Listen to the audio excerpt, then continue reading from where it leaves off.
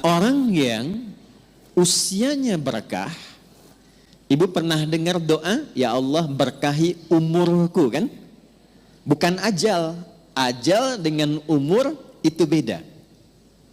Apa artinya ajal? Ya. Nah, waktu kita terbatas. Kita ambil ilmu sahabat saja dengan cepat. Kalau belum tahu, katakan wallahu a'lam. Baik. Apa artinya ajal? Ya. Mau dapat ajal? Pasti. Udah kenceng diralatnya? Pasti. Baik, pasti. Baik. Ajal itu pada mulanya, pada asalnya, itu yang kita sebut dengan usia.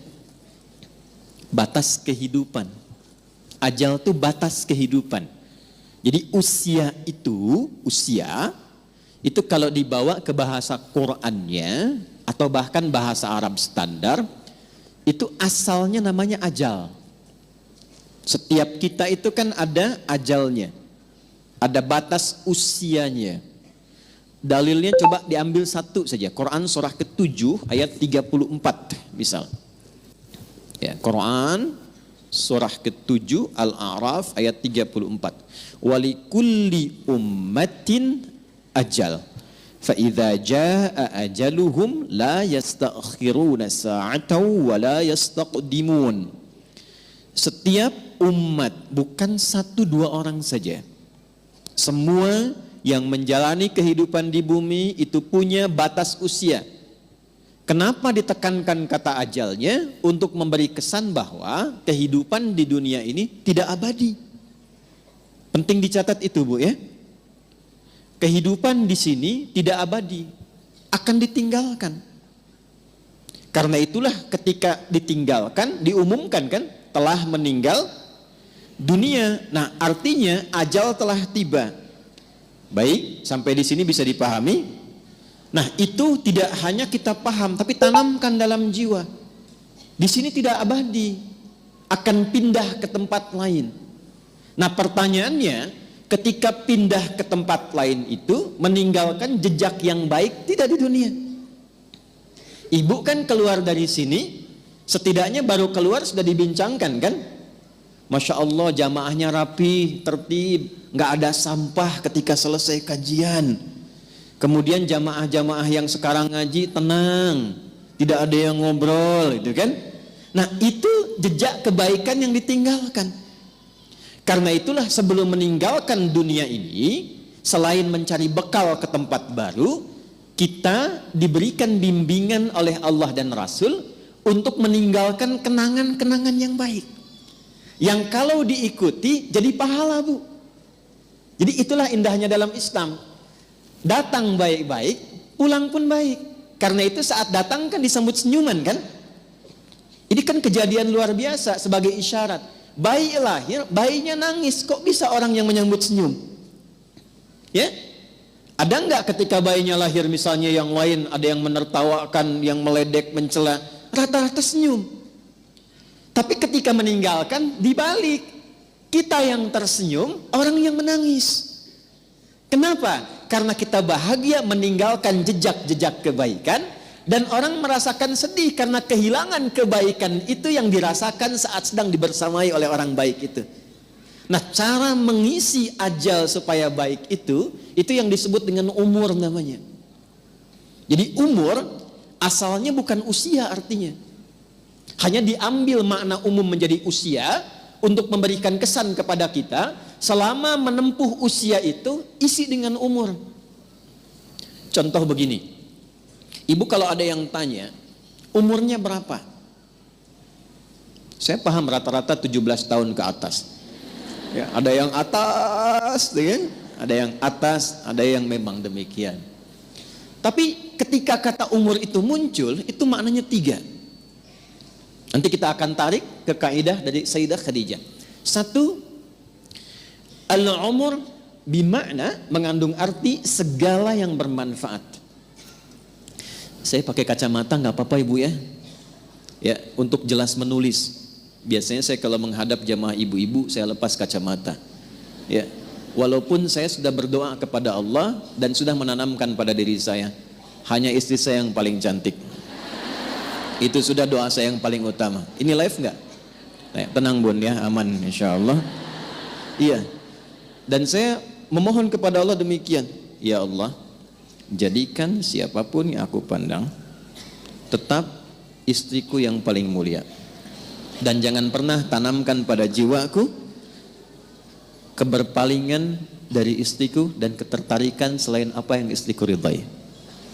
Jadi ibu jangan berharap banyak kepada saya. Ya.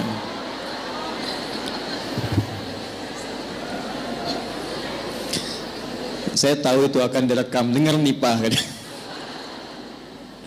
Lihat sini, balik sini. Oke. Sampai mana tadi kita tuh umur? Insya Allah ingat. Segala yang bermanfaat. Ya. Baik. Ini saya buka kaidah umumnya dulu untuk menunjukkan kesan di akhir nanti betapa Sayyidah Khadijah memahami ini. Lalu kita tarik kemudian praktek dalam kehidupan beliau, poinnya apa, itu yang kita simpulkan nanti dan dibawa pulang. Singkatnya, selama hidup, kalau ingin dikenang, punya nilai kebaikan bahkan sampai masuk ke alam kuburnya, tapi nama dan kisahnya tetap harum, maka buatlah dan rencanakan semua aktivitas yang punya nilai manfaat. Melihatlah dengan yang baik saja. Bila yang dilihat tidak bermanfaat, tak harus dilihat. Berbicara yang mengandung manfaat.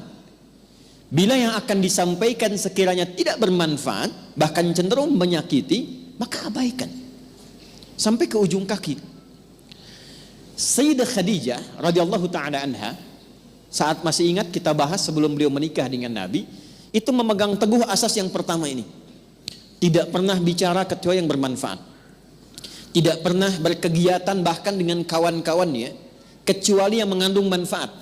Bahkan beliau itu punya teman-teman untuk berkumpul, Bu.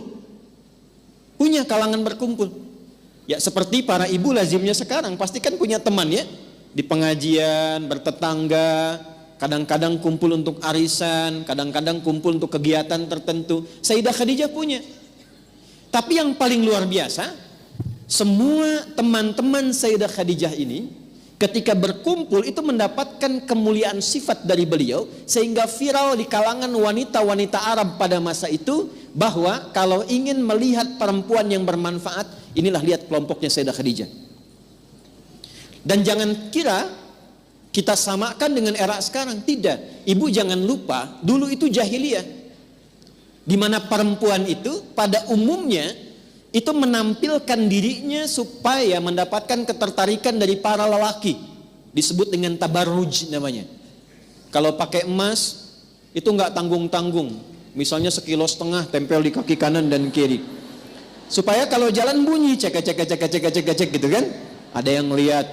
Pakai pakaian terbuka. Ya, jadi kalau dilihat kondisi sosial pada masa itu, secara antropologisnya, secara budayanya, itu rata-rata perempuan, mohon maaf sekali, memang sangat terbuka keadaannya dan kurang menjaga diri. Tapi kalau sudah melihat Sayyidah Khadijah dan teman-teman beliau, itu semua hormat. Nyaris tidak ada yang mau bicara di depan Sayyidah Khadijah, saking hormat dan kagumnya atas wibawa beliau. Ini semua diam. Dan saat ada orang yang usil pun pada Sayyidah Khadijah, itu teman-temannya ini sebelum menikah dengan Nabi, itu teman-teman sekitarannya itu langsung melindunginya. Berbuat sesuatu yang Allah telah tetapkan itu, jika kita menjalaninya dengan istiqamah dan dilakukan karena Allah, maka Allah yang menggerakkan hamba sekitarannya untuk menjaga hamba dimaksud. Jadi kalau dari sekarang ibu menjadikan semua aktivitas usia itu untuk menaati Allah, ya tidak harus dalam konteks sholat saja. Bukan hanya sholat, bukan hanya baca Quran. Saya ingin mengisi sisa hidup saya untuk menaati Allah. Mulai sekarang saya akan gunakan pandangan pada yang Allah sukai saja. Saya akan gunakan pendengaran pada yang Allah sukai. Saya akan gunakan lisan pada yang Allah sukai. Kata Allah, jangan gibah. Saya tahan gibah. Saya tidak, Ustaz. Bagus. Tidak seperti ibu itu tuh. Kalau bicara, masih berarti. Tahan. Tahan. Itu kalau bisa dilakukan, Allah balas, mengangkat wibawa ibu. Jadi dari segi umur, itu akan dikenang. Ini orangnya orang berwibawa, orang baik. Ibu kalau nggak percaya silakan. Kalau melihat orang salih, solihat, malu kan kalau berkata kotor? Coba silakan, mau berkata yang kurang baik, walaupun terbiasa bergaul di tempat yang kurang bagus, bertemu orang begini nggak mau mengeluarkan kata-kata kotor. Saya kalau ketemu preman, Bu, nggak pernah berkata-kata kotor pada saya. Assalamualaikum Ustaz, Assalamualaikum Pak Kiai, doakan ya. Padahal sebelum itu dengan kawannya, keluar.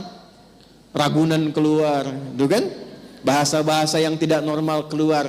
Tapi ketika kita berusaha menaati Allah dalam hal yang simpel saja, turunlah kemudian jawaban dari Allah dengan melindungi sifat-sifat baik kita untuk dikenang.